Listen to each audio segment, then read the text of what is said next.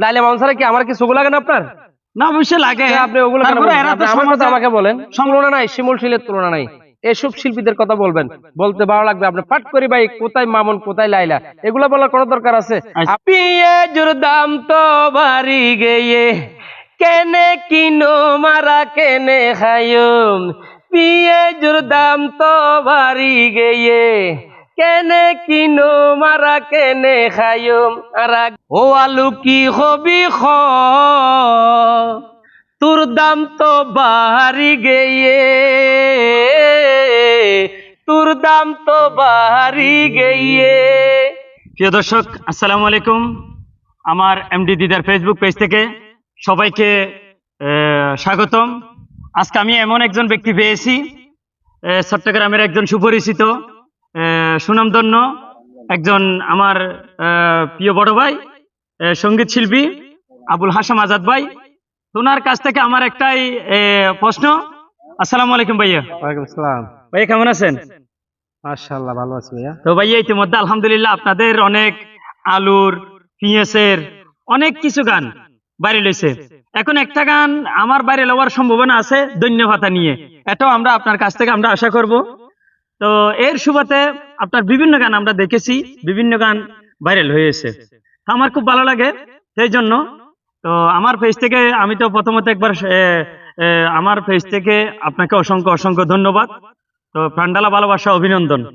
তো ভাইয়া, তা আমাদের দর্শকের উদ্দেশ্যে যদি কিছু বলতেন, আপনার পিঁয়াজের, আলুর সব ধরনের গান, তো এই কাঁচামরিচের গান, এখন সিলেটের বন্যার পানি নিয়ে গান, বিভিন্ন গান, এখন বাকি আছে মাত্র একটা দৈন্য ভাতার গান। আচ্ছা আচ্ছা আচ্ছা। আর ধন্যবাদ দিদার মিডিয়ার কর্ণধার দিদারকে। আরো ধন্যবাদ জানাই দিদার মিডিয়ার যে সকল শ্রোতারা আছে, সকল শ্রোতাদেরকে। আসলেও যেগুলো বলেছে এগুলো কোনো গান না, এগুলো জাস্ট যখন দেখা গেল যে একটা তরকারির দাম বাড়ি যায় বা কিছু একটা জিনিস দাম বাড়ি গেল, ওই মুহূর্তে আমি হঠাৎ করে একটা গান গাইয়ে ফেলি, এটা দেখা গেল টিকটকে ভাইরাল হয়ে যায় বা পেজে ভাইরাল হয়ে যায়। যাই হোক, ধন্যবাদের গান তো আমি এখনো গাই নাই। যেগুলো গাইছে এগুলো হয়তো একটু একটু বলতে পারি আর কি। হ্যাঁ, আচ্ছা। যেমন এই প্রথমে একটা আলুর গান গাইছিলাম, আলুর গানটা খুবই জনপ্রিয় হয়েছিল, সেই জনপ্রিয়। টিকটকে ঢুকতে পারি নাই। সেটা আপনার এভাবে, ও আলু কি হবি খ, তোর দাম তো বাড়ি গিয়ে, তোর দাম তো বাড়ি গিয়ে। 1 কেজি 50 টিয়া, কেনে কিনো মারা। আলু নখাই, আলু নখাই পানি ভাত খাও রে, আলুর দাম তো বাড়ি গিয়ে। এভাবে আমি আসলে গানটা গেয়েছিলাম, গানটা বাইরে ছিল। জি হ্যাঁ, এটা সাংঘাতিক বাইরে লইছে। তো পেঁয়াজের গানটা হলো যেভাবে, পেঁয়াজের দাম তো বাড়ি গিয়ে, কেনে কিনো মারা কেনে খাইও। পেঁয়াজের দাম তো বাড়ি গিয়ে, কেনে কিনো মারা কেনে খাইও। আর গরিব দুঃখী বেগুন ন খাই মজম। এই স্টাইলে এই গানে গায়ের বাইরে লইল।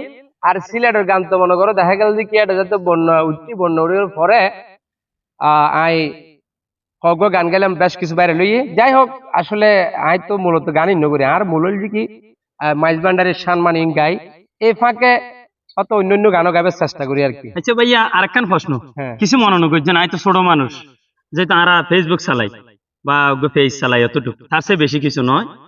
তো যে আর একটা জিনিস, যেহেতু না তো আর বেশি বুঝিবেন, হ্যাঁ। যে একবার লাইলা মামুন হইয়ে নেট, আরে ভাই রাখেন তো আপনি যে অবস্থা এগুলো না বলে, আপনারা ফেসবুকে আসলে মাত্র সাক্ষাৎকার নিতে আসলে মাত্র ইউটিউবে একটা কুলি মাত্র আপনারা শুরু করেন লাইলা মামুন। লাইলা মামুন ছাড়া কি আমার কি চোখ লাগে না আপনার?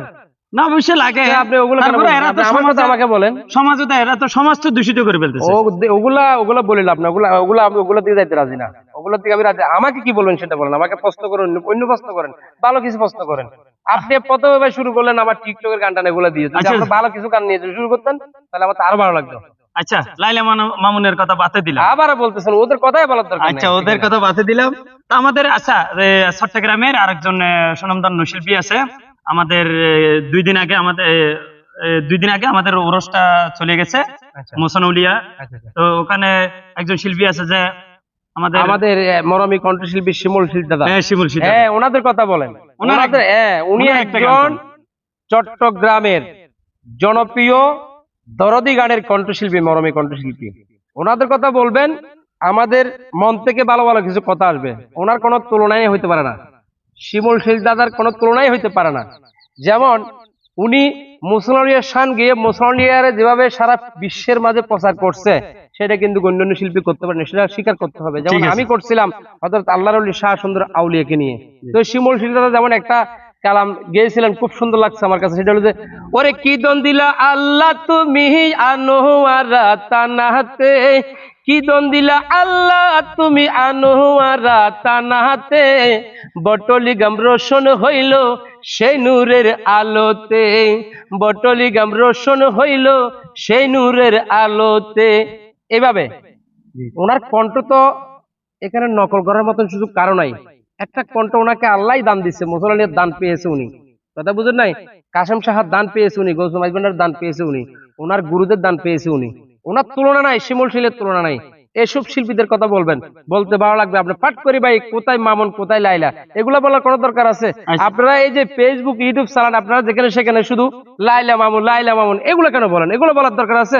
এগুলো বলে বলে ওদেরকে আরো ভাইরাল করতেছেন, সমাজটা আরো নষ্ট করতেছেন আপনারা। আচ্ছা, যাই হোক, ধন্যবাদ।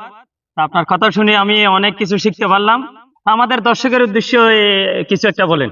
কোনো ভাই আইলাম যে চট্টগ্রামের ফুয়া, আচ্ছা আর বাড়ি চট্টগ্রাম উত্তর ফটিকছড়ি বুজপুর থানা অন্তর্গত 2 নং দাঁতমারা ইউনিয়ন 3 নং ওয়ার্ড কাঞ্চনা গ্রামের সন্তান আই। আচ্ছা আর বাদ শুদ্ধ গোষ্ঠীর বাড়ি চট্টগ্রাম। আচ্ছা আর সিডিঙ্গা ভাষা কথা বলে আত্মাক কেনা ভালো লাগবে। আচ্ছা। কতক্ষণ শুদ্ধ কতক্ষণ যদি আর যদি আঞ্চলিক কই মানুষ আসিব, তারপরেও হয়ে ফেলেন। যাই হোক, দিদার মিডিয়ার ধন্যবাদ জানাই যে সুদূর বাঁশখালীর তুঞ্জে আর সাক্ষাৎকার লেবেলাই অন্তত আই যেটা তাকে চলে এসছি। তো ব্যাগগুলো এই ভিডিও না কেন শেয়ার করলে চেষ্টা করবেন, সাইবেলা চেষ্টা করবেন। এই আর কি হইম, আর ইবে কি হয় হইতে পারেন, তো যদি পারেন টিকেট মারা দিবেন, আইও মারা দিম, এই আর কি। ধন্যবাদ। আসসালামু আলাইকুম। সবাই ভালো থাকবেন, সুস্থ থাকবেন। আল্লাহ হাফেজ। আল্লাহ হাফেজ।